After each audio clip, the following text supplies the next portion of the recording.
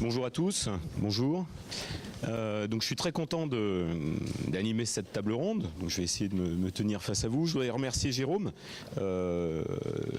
pour m'avoir invité à animer cette table ronde. Ça me sort de mon quotidien. On va enfin pouvoir parler compétences, programmes d'enseignement, rencontrer des professionnels, plutôt que de remplir des tableaux. J'ai la lourde charge de faire remplir des tableaux aux enseignants de cet établissement. Donc voilà, je vais essayer de prendre une petite revanche sur ces tableaux. Et puis te remercier pour l'organisation, parce que je pense que c'est une soirée bien réussie. Donc avant de conclure, je voulais te remercier de cette organisation et révéler quelques petits détails. Tu allais jusqu'à me donner 2 cachets d'aspirine pour que je puisse animer cette table ronde. Voilà, donc je crois qu'on peut tous te remercier et moi personnellement aussi. Voilà. Alors j'ai noté, oui, je vacille. Donc voilà. J'ai noté quelques éléments.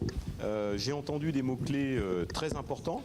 Alors j'aimerais qu'on en parle un petit peu. J'arrive à ressortir mon téléphone de la poche. Je suis électronicien, donc je prends des notes de manière électronique. Alors j'ai essayé de vous interroger sur ces mots-clés. Moi j'ai entendu des mots importants. Alors le premier c'est gestion de projet. Parce qu'on est quand même dans l'industrie et c'est important. Aller-retour formatif avec un apprentissage très fort en chimie. Compétences comportementales. Alors là, on en a beaucoup parlé, c'est allé très crescendo dans toute la discussion jusqu'à maintenant. Et ces exigences, on a appris qu'elles étaient très très fortes dans le domaine de la chimie. Sécurité, qualité, environnement, travail en réseau, voilà, j'ai pas tout noté, mais on a l'essentiel. Ces compétences comportementales, c'est du savoir-faire ou du savoir-être? Moi, je ne sais pas bien, je ne connais pas bien les compétences, donc je vais vous poser des questions. De l'anglais, donc ça c'est assez important. Et puis surtout, ces compétences vont être impactées par les évolutions du secteur industriel. Donc ça c'est une autre question que je vous poserai. Et puis il y a des mots que j'ai pas bien compris. C'est compétences, certification, normes et évaluation.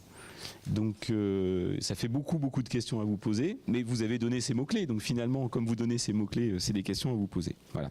Alors, la première question, c'est qu'attendez-vous en termes d'exigences comportementales? Qu'est-ce qu'on peut passer comme message aux étudiants, aux enseignants, en quelques mots sur ces exigences comportementales? Alors peut-être pas les lister dans le détail, mais comment vous les jugez? C'est plutôt ça, parce que tu nous parlais tout à l'heure de normes, Jérôme. Notamment la deuxième norme que tu citais, dont j'ai oublié le numéro, mais qui est la certification des personnes, dont on a longuement parlé.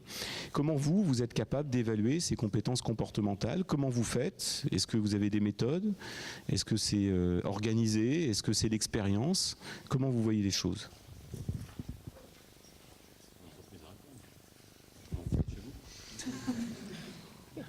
Ouais, on est là pour apprendre, hein. Moi je ne sais pas faire.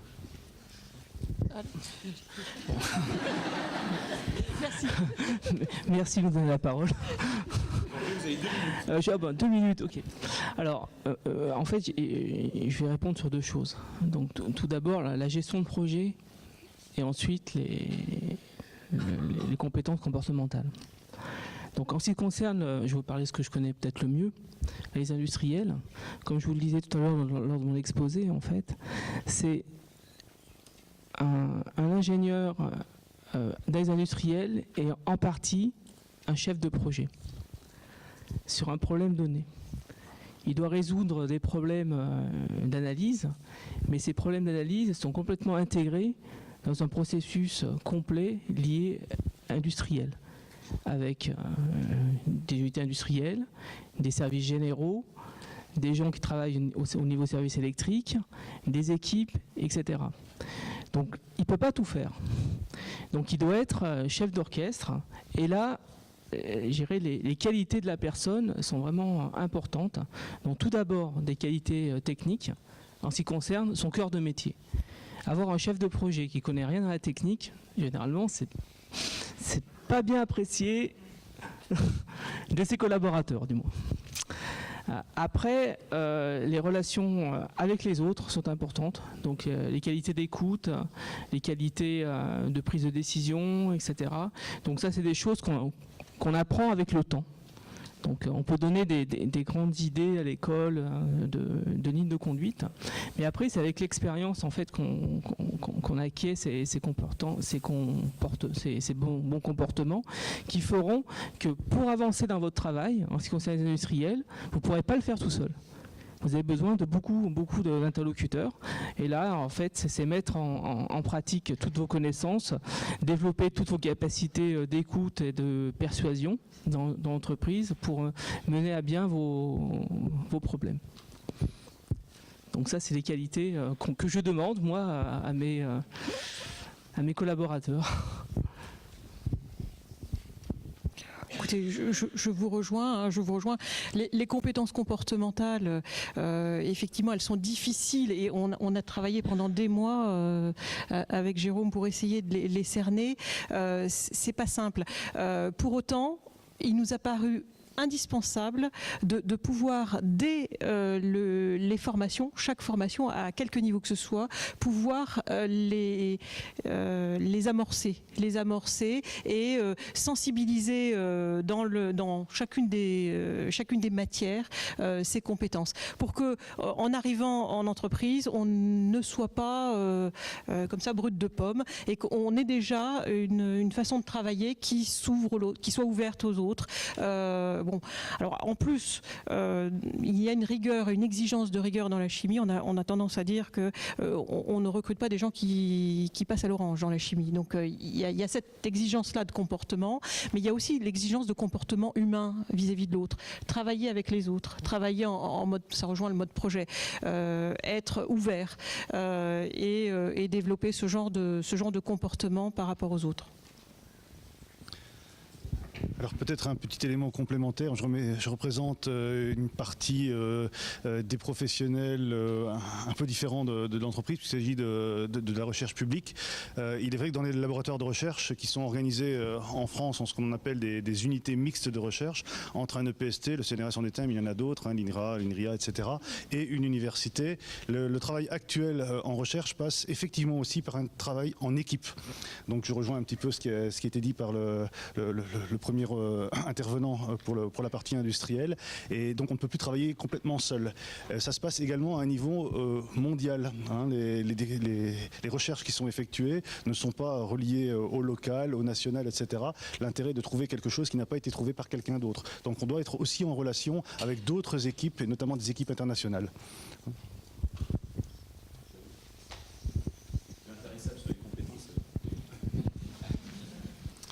Oui, sur les compétences, on peut développer effectivement l'idée de façon assez prolongée, mais moi je crois que ce qui nous drive aujourd'hui, ce qui nous conduit à évoluer vers le domaine des compétences, c'est que finalement une capitalisation de savoir ou de savoir-faire, ça ne fait pas un professionnel. C'est pas parce que j'ai appris telle et telle technique, que je sais appuyer sur tel et tel bouton, que je vais être à même de conduire un projet. Et là-dessus, tout organisme de formation se doit finalement de mettre en place des situations qui soient au plus proche des situations professionnelles, même si elles ne peuvent pas les dupliquer intégralement, mais au moins développer chez l'étudiant une aptitude à évoluer dans ce contexte professionnel. Et la pédagogie de projet que l'on peut essayer de déployer dans chacune des étapes, et essentiellement sur la deuxième année, finalement c'est une façon d'aller vers cette appropriation de compétences. Et bien sûr, à un moment donné, il faudra aller vers la certification de ces compétences. Et la certification de ces compétences, oui, il y a une norme aussi pour la certification des personnes. C'est la 17024. Elle est présente à côté de la 17025 pour l'analyse de laboratoire. Et elle nous montre aussi comment nous pouvons mettre en place cette logique de certification. Nous, organismes de formation, nous ne pouvons être les certificateurs des formations que l'on opère, mais par contre, nous pouvons être les acteurs qui amenons autour d'une table toutes les entreprises qui expriment les besoins de compétences. Et donc c'est ce qu'on appelle les schémas de compétences qui décrivent finalement les situations dans lesquelles un individu doit être capable d'évoluer. Et ces schémas de compétences, forcément, ils ne peuvent être conduits qu'avec les industriels du secteur. Et donc c'est dans cette démarche qu'il nous semble intéressant de nous engager. On a déjà travaillé ensemble dans le domaine des compétences comportementales. Je pense qu'il y a des groupes de travail qui existent à l'échelle lyonnaise, Rhône-Alpes, qui peuvent être mobilisés, voire nationales, et qui nous permettront justement de bien définir ces schémas pour être au plus proche de ce que l'entreprise peut attendre. Alors, je vais mettre un deuxième pendant à mon discours parce que j'aime bien être provocateur aussi. On n'est pas là non plus pour former des étudiants, modèles, clones pour l'entreprise. Au contraire, on est aussi là pour développer des formations qui permettront aux étudiants d'évoluer dans le temps et donc de leur donner l'ensemble des moyens, des ressources pour justement, dans les 10, 15, 20, 30 ans, peut-être 40 ans ou 50 ans de leur carrière future, au-delà de la formation continue dont ils vont pouvoir bénéficier, mais de leur donner toutes les armes pour continuer. Donc c'est un équilibre juste à trouver dans les formations entre l'écoute du besoin immédiat, mais la prospection aussi que l'on peut faire à 15 ans, à 20 ans, pour ne pas fermer l'évolution de tous les individus. Donc voilà, moi je pense que cet aspect compétence, il faut l'aborder sur cet axe-là, être à l'écoute, et c'est l'objectif de ces journées. On va continuer à échanger tout à l'heure pour l'expression des besoins et qu'en même temps on soit capable de tracer l'avenir. Alors j'ai une deuxième question, tu m'autorises combien de questions? Parce que tu es à la fois dans la table ronde et organisateur de la journée. Je vais en sortir, je vais laisser la parole, regarde, il y a des gens qui veulent prendre la parole. Oui, allez-y, oui. Je me rapproche de vous même. Je me permets, je ne sais pas si c'était dans le processus, mais... Ah, bon alors... Donc moi je suis Nathalie Chickney, je suis la nouvelle directrice de l'Institut des sciences analytiques depuis le 1er janvier. Mais avant j'étais à IFP Énergie Nouvelle. Et ce que je voulais vous dire, j'ai embauché beaucoup de personnes, et si j'avais un pourcentage de capacité, qualité comportementale et qualité technique, je mettrais un 60% sur le comportement et les qualités personnelles et 40% sur les qualités techniques. Des personnes très bonnes, je pense qu'il y en a quand même beaucoup. Les qualités comportementales sont vraiment incontournables. Je n'embauchais personnellement jamais un premier de la classe. C'est un caractère rédhibitoire. Si dans un CV, on me mettait premier de la classe, je mettais le CV de côté. Parce que dans une entreprise, il n'y a pas que, je vois peut-être des noms, mais en tout cas, c'était ma technique. Parce que, alors, le profil, quelquefois ou souvent, ça partait d'un a priori, c'est que le premier de la classe, il passait beaucoup de temps à travailler sur ses compétences techniques, mais que peut-être il n'avait pas de copains ou de copines, que la vraie vie, l'ouverture d'esprit, le progrès, la discussion, qui sont vraiment incontournables en entreprise, peut-être que cette personne ne les avait pas. En tout cas, pour décrocher votre premier poste, vous aurez un entretien qui est vraiment le moment clé, bien sûr, vous aurez certainement plusieurs entretiens avec plusieurs personnes. Et quand on serre la main de celui qui va avoir l'entretien, je dirais que c'est peut-être 95% de l'entretien. Le comportement a vraiment beaucoup d'importance. Et pour bien vous vendre, il faut vous connaître, je dirais, vos compétences techniques, mais aussi ce qui vous motive, comment vous fonctionnez, avoir un électron libre dans une équipe, en industrie. En général, c'est aujourd'hui, je dirais, pour répondre aux grands défis, moi je dis, je l'ai même fait à l'ISA, 1+1 c'est supérieur à 2, et la performance en industrie, la performance c'est de travailler ensemble. Donc il faut avoir ces qualités-là. Si on n'est pas premier de la classe, c'est pas bien grave, il faut de l'écoute.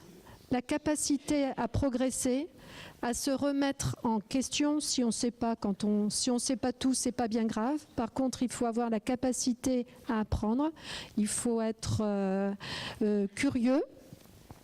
Et puis aussi faire des très bons reporting, c'est-à-dire savoir dire aux autres, dire à son chef, de façon à se nourrir et faire toujours 1 + 1 supérieur à 2.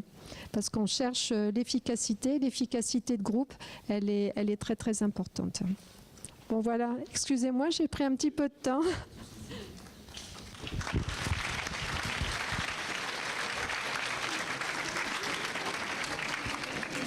Je vois qu'on a beaucoup de travail puisqu'on passe moi je suis enseignant, je passe mon temps à dire aux étudiants qu'1 + 1 est égal à 2, qu'il ne faut surtout pas se tromper. Que j'aime bien quand les étudiants ont les meilleures notes possibles, et puis que finalement il vaut mieux qu'ils travaillent mon électronique plutôt que la gestion de projet. Tu sais que c'est faux, Jérôme, puisqu'on a un collègue en commun sur la gestion de projet. Voilà. Alors justement, vous avez fait une habile transition sur ma question. On n'a vraiment pas préparé, mais ça c'était fait. On a préparé, pardon. Moi j'ai entendu deux mots-clés, c'est amorcer des compétences. Enfin j'ai entendu plusieurs fois, c'est amorcer des compétences. Et j'ai entendu d'un autre côté certification des compétences. Amorcer des compétences, c'est-à-dire ça rejoint la formation tout au long de la vie, alors qu'elle soit comportementale ou technique. J'ai bien compris que les évolutions technologiques du domaine, ton exemple initial sur certification des laboratoires, était criant. Alors comment peut-on à la fois certifier et amorcer ces compétences et les faire s'améliorer tout au long de la vie? Alors est-ce que le processus de certification est évolutif, d'une part? Est-ce qu'il est par palier, par niveau, par secteur? Secteur de compétences. Et puis, est-ce que finalement, cette responsabilité qu'on a, elle n'est pas collective? Donc, qu'est-ce que vous attendriez de nous? Qu'est-ce que vous attendriez de nos diplômés? Visiblement, on peut se tromper. Moi, j'ai l'idée, il faut qu'on développe nos compétences comportementales. Donc, si je vous écoute, il faut que je mette 60% de gestion de projet et 40% de maths, on va dire. Je force le trait. Et donc, comment on peut vous aider à amorcer ces compétences et comment on peut certifier à minima ces compétences et quelles sont les étapes initiales à donner aux étudiants? Bref, qu'est-ce que vous attendez de nos diplômés?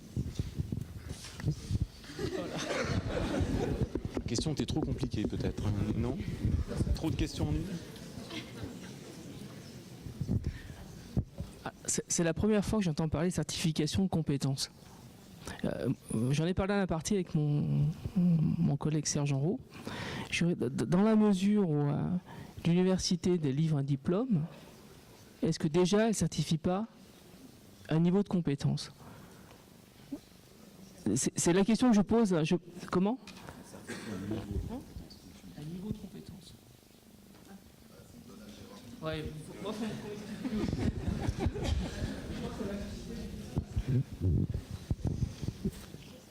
En tant qu'établissement d'enseignement supérieur, effectivement, on certifie un niveau de compétence.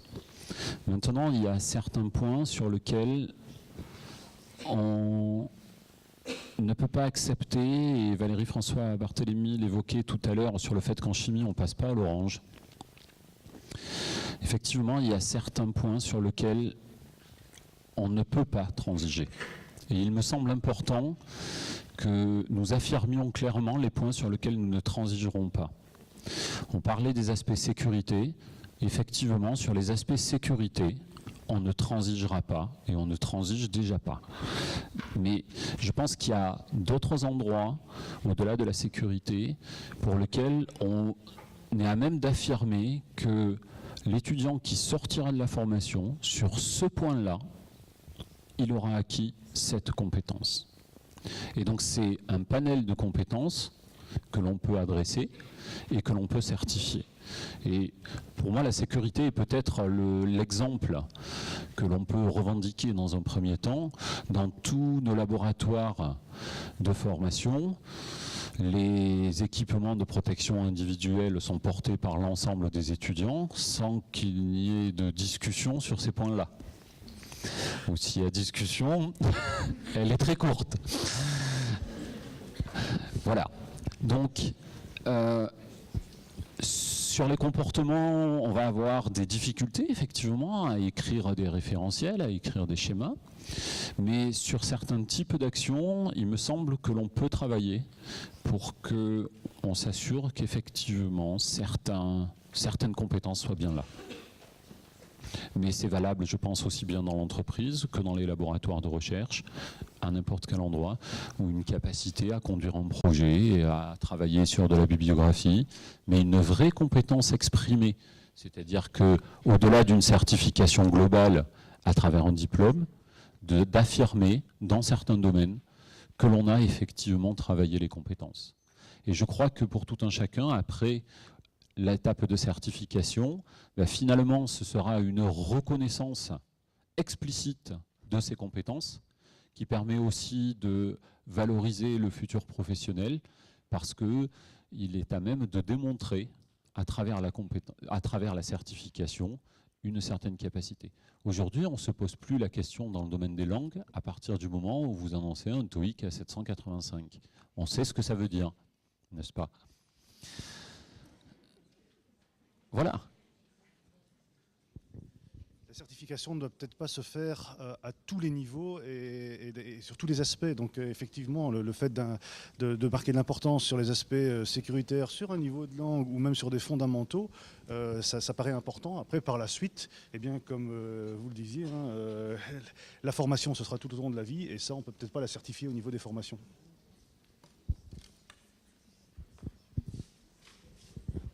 Peut-être que les industriels pourraient participer à ces discussions, savoir qu'est-ce qu'on attend, j'irai d'un...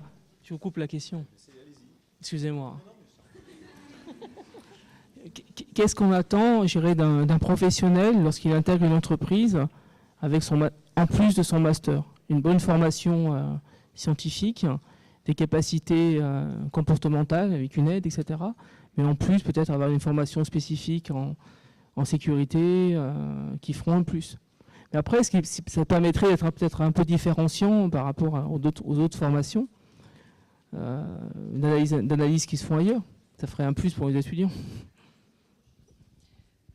Simplement, nous y avons travaillé, les industriels ont travaillé. Alors je vous invite, parce que toutes ces compétences comportementales, on a eu la photographie du référentiel. Le référentiel est en ligne sur le site internet d'Accéléra et vous pouvez, je vous invite d'ailleurs à vous y rapporter pour voir ce que l'on entend derrière. C'est-à-dire qu'à la fois sur les compétences en tant que telles et leur degré d'attente par les industriels. Parce qu'effectivement, en fonction des profils des personnes et des emplois, il y a des attentes qui sont plus ou moins importante sur telle ou telle compétence. Donc ce travail a été fait, c'est ce que j'évoquais tout à l'heure, il a été fait pendant des mois avec un échange avec des industriels, avec des groupes de travail. On a vraiment œuvré pour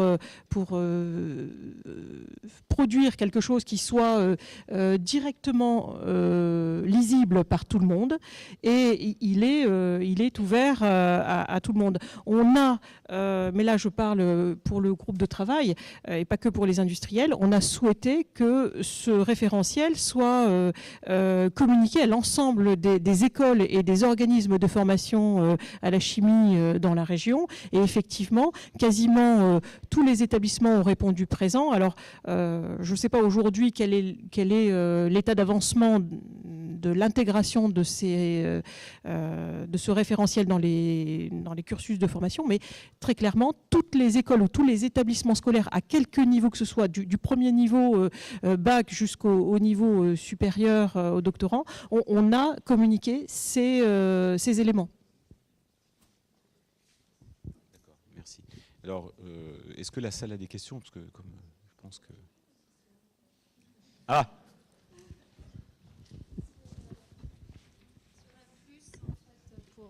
Pour un étudiant, c'est peut-être, je ne sais pas si Franck, c'est mon ancien collègue, je ne sais pas si tu es d'accord là-dessus, c'est de transformer un cahier des charges fonctionnel, c'est-à-dire un besoin, en la vraie problématique analytique. On ne dit pas j'ai besoin d'analyser ce mélange par chromatoionique.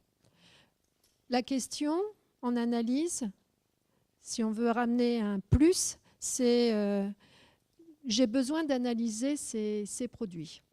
Et du coup, le plus, c'est d'avoir le panel des techniques analytiques, de poser les bonnes questions. Est-ce que vous voulez vite, pas cher ou très cher? Combien vous avez d'argent? Quelle précision vous demandez? En fait, aller dans les questions, savoir poser les vraies questions, parce que celui qui pose la question, souvent, il ne sait pas trop. Il sait qu'il veut analyser, mais il ne sait pas toujours vous dire ce dont il a vraiment besoin. Et avoir cette capacité à comprendre le besoin de l'autre au-delà de ce qu'il exprime, je pense que c'est un plus. Qu'est-ce que tu en penses, Franck? Donc, si vous avez peut-être des choses à adapter, c'est poser une question sans donner trop de détails pour voir ce qui va sortir. Je donne un exemple où une fois, j'ai quelqu'un qui m'a demandé de faire une analyse en spectrométrie Raman. Il avait 150 000 €. On lui a mis simplement une colonne chromato. Ça peut vous dire que, ça peut vous montrer que, effectivement, on peut faire beaucoup mieux si on pose les vraies questions et si on a vraiment une culture analytique. Une culture. Je vous en prie. Alors, j'ai deux dernières questions avant de finir la table ronde. La question suivante, c'est que j'ai entendu des jeunes étudiants, on va dire, motivés sur l'entrepreneuriat. Alors, l'entrepreneuriat, c'est un sujet que l'Université Lyon 1 prend à bras-le-cœur et à bras-le-corps, tout simplement parce qu'on n'en a pas fait beaucoup, on n'a pas essayé de beaucoup formaliser les choses, et donc on a maintenant un chargé de mission entrepreneuriale, et on va monter une formation commune avec l'INSA de Lyon dans le cadre de la FIE, donc on va mettre nos forces en commun. Et j'ai entendu tout à l'heure l'entrepreneuriat, vous avez présenté ceci. L'entrepreneuriat, pour moi, finalement, c'est juste des petites entreprises qui sont au coin de la rue, et j'ai l'impression que ce n'est pas tout à fait ça. Alors, y a-t-il un esprit d'entreprendre dans les grands groupes, dans les grandes entreprises? Comment ça se formalise?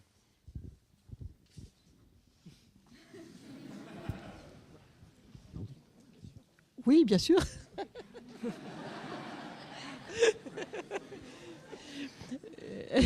Est-ce que vous pouvez compléter votre question, parce que je sais pas.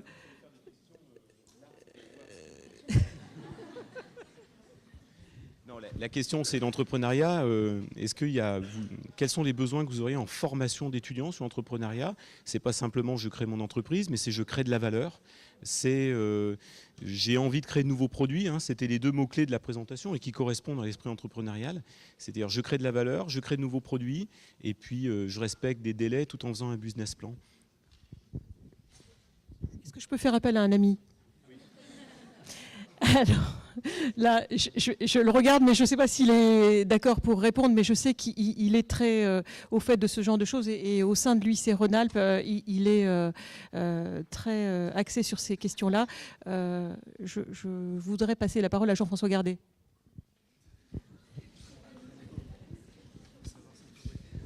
Je vous remercie, Valérie. Vous m'avez passé la parole au bon moment. Mais avant de répondre sur cette question, y avait deux aspects précédents sur lesquels j'avais envie de parler un peu. Et je voudrais revenir sur les exigences comportementales. On a beaucoup insisté effectivement sur la référence à la sécurité. Et c'est vrai que c'est la référence principale. Et quand on fait référence à la sécurité, je pense que tous les jeunes y pensent, je suppose qu'on les a observés quand ils étaient dans les laboratoires et qu'on leur a fait les remarques nécessaires pour qu'ils intègrent effectivement le comportement sécurité. Mais au niveau comportement, un point crucial pour aller vers la sécurité, c'est de restituer, j'ai entendu tout à l'heure, restituer ce qu'on voit, ce qu'on observe, ce qu'on entend, et le mettre à la disposition de tout le monde pour que ça soit analysé et valorisé. Je crois que la sécurité progresse comme ça, c'est que toutes les observations doivent être mises au sein des équipes pour concourir vers une meilleure sécurité globale, sécurité procédés, sécurité des personnes. Ça, je voulais insister là-dessus. Donc ça veut dire que c'est la notion d'échange et de restitution. Alors après, c'est pas pour polémiquer, je me tourne vers madame, mais vous avez dit, est-ce que vous voulez une analyse chère ou pas chère? Jamais chère. Non, elle doit pas. Non. Quelle limite de détection? Voilà. Bon. Alors maintenant, j'arrive sur le passage de Valérie François Barthélémy, l'entrepreneuriat.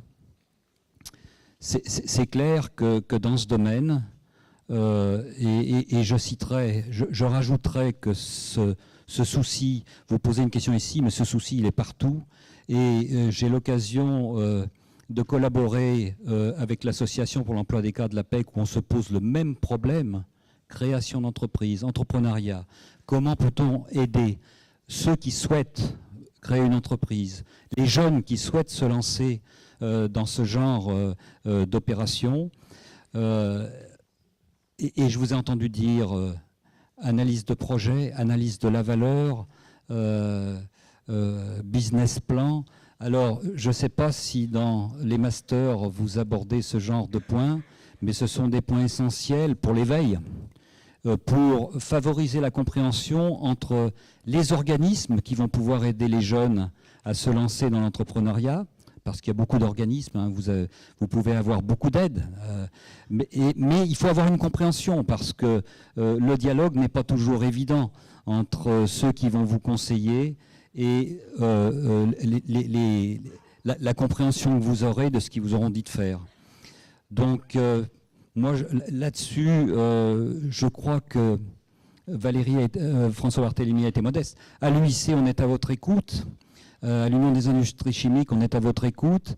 On ne va pas vous tenir la main, mais on va vous orienter vers des organismes qui seront capables de vous conseiller. Et très honnêtement, la chimie a besoin de jeunes qui ont envie d'entreprendre. Parce qu'il y a plein de choses intéressantes à faire au niveau de création d'ETI. Et moi, je ne saurais que vous encourager à aller dans cette direction. Et si vous avez besoin d'en discuter, on est à votre écoute et on vous aidera à trouver dans notre réseau les personnes qui répondront à vos questions. Alors je me donne la parole puisque Jérôme fait sa pub, hein, moi aussi, vice-président délégué formation initiale. Donc une information, on ouvrira à une échéance de 2 ans, 25 places dans une filière qu'on appelle la filière étudiant-entrepreneur, commune avec l'INSA de Lyon. Et cette filière proposera de substituer au stage de fin d'études, de master ou d'autres diplômes, ingénieurs, licence pro, DUT, un accompagnement à la création d'entreprise. Voilà, mais on pourra en reparler. Donc, et on aura besoin de partenaires sur le projet. Donc, voilà, c'est ma façon de faire la pub. Mais je vous rends le micro, pardon. Non, très simplement, effectivement, Jean-François Gardet a entièrement raison. On reçoit tous les mois peut-être 2 sollicitations de personnes qui créent leur entreprise. Alors jeunes ou moins jeunes, hein, quel que soit le profil des personnes en repositionnement ou des personnes jeunes. Mais effectivement, là, l'UIC Rhône-Alpes en tant que tel sert de réseau, de caisse de résonance et de mise en relation avec les différents acteurs. C'est effectivement le rôle de l'UIC Rhône-Alpes en tant que tel. Donc je vais poser une dernière question, mais en fait je vais poser 2 questions à chacun, puisque je crois qu'on a des étudiants dans la salle et puis il y a aussi des enseignants. Et donc je vais demander à chacun des intervenants, ceux de la table ronde et ceux qui se sont invités à la table ronde ou qui ont été invités, de donner à ces étudiants un conseil, puisque pour une fois qu'on a des industriels, on va essayer d'échanger. Donc à chacun d'entre vous, je vais demander un conseil pour les étudiants et une demande aux enseignants finalement, puisqu'on est là pour vous écouter. Moi, en tant que vice-président délégué formation initiale, je vais essayer de prendre tout ça et de mettre dans un coin pour plus tard, pour préparer nos formations. Donc un conseil aux étudiants et puis une petite demande, une petite remarque à chacun ou pas à chacun des enseignants, mais aux enseignants. Alors qui ose démarrer ? Je ne sais pas si c'est 2 mots. Le mot c'est... Un mot, la passion. La passion. Soyez passionné par ce que vous faites, par l'analyse. J'ai pas pensé aux enseignants, mais en tout cas pour les étudiants, soyez passionnés par ce que vous faites. Et voilà. Alors je complète, moi je suis enseignant et j'ai la passion. Voilà.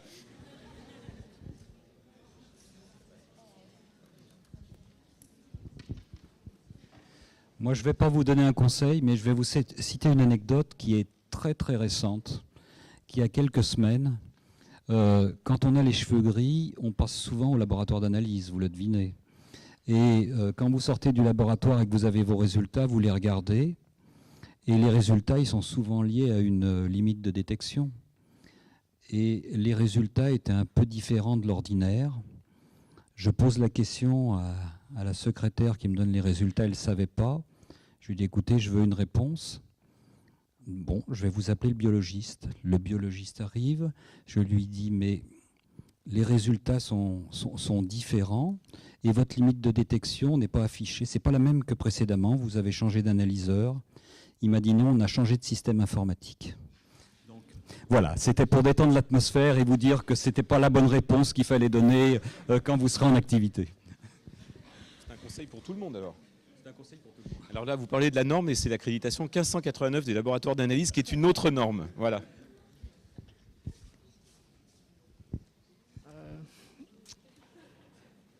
Moi, le conseil que je vous donne, c'est l'innovation. Donc, c'est ce qui va pousser en fait les entreprises, certaines, à se redresser, à progresser. Donc, bien avoir en tête l'innovation, pas s'encrouter dans des systèmes souvent archaïques, etc.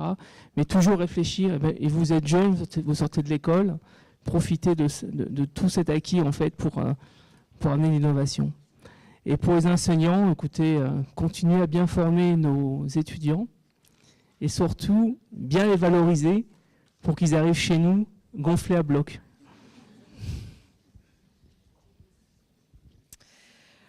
Pour les jeunes, je dirais, mais bon, c'est normal, c'est l'apanage de la jeunesse. Osez, soyez audacieux et osez faire des choses, osez aller au-devant des entreprises, des personnes. C'est comme ça que vous intégrerez des entreprises, c'est comme ça que vous évoluerez dans votre vie professionnelle, donc osez. Pour les enseignants, non. Alors, gonfler à bloc, bravo, parce qu'effectivement, j'adhère. Vous avez raison, et vous les formez bien, donc continuez. Mais surtout, restez aussi près de nous que vous l'êtes, parce qu'effectivement, c'est riche d'être à vos côtés, et c'est riche de pouvoir échanger avec vous, et je pense qu'on s'enrichit mutuellement. Donc, Alors moi, je vais peut-être être un peu biaisé par mon métier de chercheur, mais le conseil que je donnerais aux jeunes, c'est la curiosité. Soyez curieux, dans le bon sens du terme, pour aller voir un peu plus loin que ce qu'on a pu vous apprendre. Et puis le conseil aux enseignants, c'est de continuer comme ça à faire aussi bien, sans oublier les fondamentaux.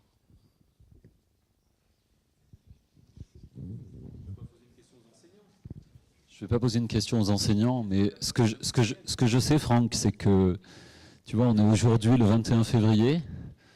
Dans une semaine, le 28 février, c'est la fin des enseignements de deuxième année. Et je sais que ce jour-là, ils nous bénissent vraiment, ils sont contents de partir. Ils sont vraiment contents de partir. Donc tu vas les retrouver heureux d'arriver dans l'entreprise. Voilà. Jérôme, tu t'es pas pris l'exercice, tu dois poser une question aux industriels ou une demande. Les étudiants, tu leur parles toute la journée. Ouais, ils ont assez vu. Je crois que ce que Valérie a souligné dans la relation qu'on a pu établir depuis 10 ans, effectivement, c'est la création du master, c'est 2004, mais on avait commencé en 2002 en fait à venir échanger avec l'Union des industries chimiques. Et si on a évolué de la façon dont on l'a fait au cours de ces 10 dernières années, c'est parce que justement les industriels nous ont apporté l'ensemble des briques qui nous ont servi à construire la formation. Et ça, c'est indispensable et c'est vraiment un travail collaboratif en fait qui s'est installé et que je tiens à souligner. En partenariat avec l'IFAIB dans le montage des projets sur l'alternance. Je crois que c'est un vrai projet de groupe et je souhaite ardemment que l'on continue dans cette démarche parce que voilà, on se nourrit les uns les autres de nos expériences et ça nous permet de faire évoluer, de grandir tous ensemble. Voilà.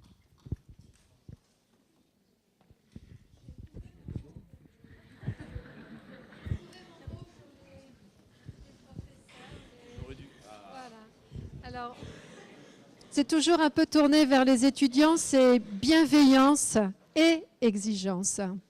Donc soyez à l'écoute, faites-les progresser dans l'exigence et dans la bienveillance. C'est un joli message, je l'aime bien.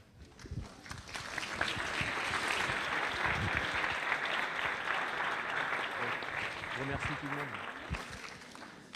Voilà, donc je vous remercie pour cette table ronde qui était, on va dire, animée par vous-même plus que par moi-même. Je vous remercie en tant que vice-président délégué formation initiale. Je vous remercie énormément pour votre participation, pour votre venue, et puis surtout, je vous demande de bien continuer à travailler avec nous. Nous sommes en pleine réingénierie de l'ensemble de notre offre de formation, dont analyse et contrôle. On a besoin de votre retour pour faire nos bilans, on a besoin de votre présence pour nos conseils de perfectionnement. Voilà, donc continuons à travailler ensemble et je pense que ça sera bien pour nous, pour vous et surtout pour les étudiants. Il y a une chose qui est importante, c'est garder de l'optimisme. Je vous conseille un petit livre qui vient de sortir. C'est Ne plus jamais dire bon courage. C'est un petit livre d'une 50aine de pages, parce que la France est dans une certaine morosité. Donc vous êtes jeune, vous devez avoir de l'optimisme. L'optimisme, on le voit directement avec l'intervention de nos jeunes tout à l'heure. Moi, j'ai été vraiment sous le charme de la présentation parce qu'on voit qu'il y a un vrai volontarisme et l'optimisme, on le mesure à ce niveau-là, quoi. Comme vous voulez, Jérôme. Merci.